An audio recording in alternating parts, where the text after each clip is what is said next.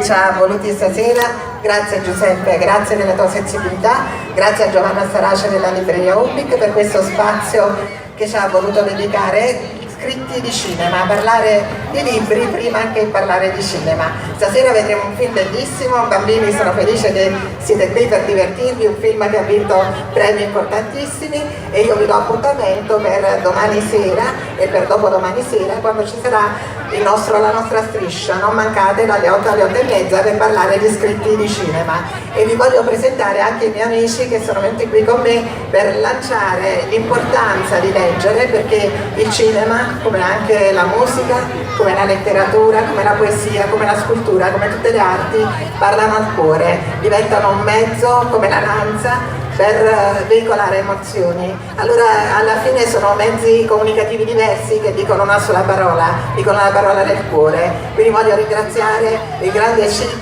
critico cinematografico Ignazio Senatore che è venuto qui con noi stasera a questo festival a respirare l'aria del festival, lui che è sempre abituato ai festival. Voglio ringraziare Giuseppe Petrarca, il grande esperto di medical thriller con la sua trilogia del commissario Lombardo. Voglio ringraziare Michele De Angelis, Irina e Michele De Angelis sono sempre presenti negli eventi che contano, e Maria Fausto che sarà con me a presentare queste serate. Grazie, quindi non mancate, l'appuntamento è per domani sera alle 8 e grazie a tutti, grazie alla Libreria Ubic per questa grande opportunità.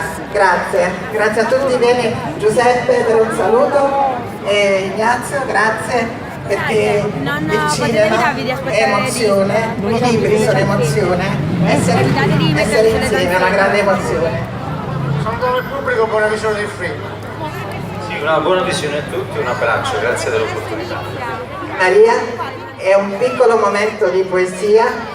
Maria ci regala una sua poesia. Maria è una poetessa, ci regala un suo momento di poesia scritta appositamente per voi prima di goderci il film. Buonasera. Smettere tutto. Occorre fermarsi e smettere. Smettere tutto. Così come fa il vento, che neanche quando infuria corre. E quando corre non va mai più in fretta del dovuto. E la luce, anche lei quando si incendia e spalanca 1000 soli in tutti i mondi, anche lei obbedisce a un tempo perfetto, non scandito.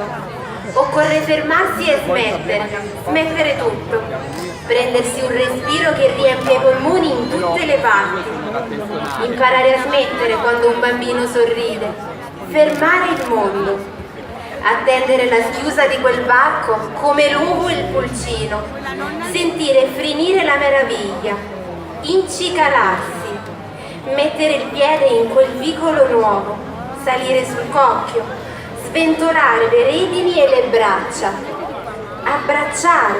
abbracciare tutto quello che viene e che vive, accalappiarselo con l'avidità con cui l'uomo ha creduto ai soldi. Occorre fermarsi e smettere tutto, smettere di tentare di essere onnipotenti e ripartire dalle ferite, dagli squarci, domandare a chiunque si trovi un ago in filo di rimarginarli. Occorre fermarsi e smettere, ricordarci che siamo umani e fragili, per smettere di essere soli, per amarci. E siccome anche i bambini possono scrivere poesie, scrivetele anche voi, perché questa bambina, la figlia di Maria, scrive poesie.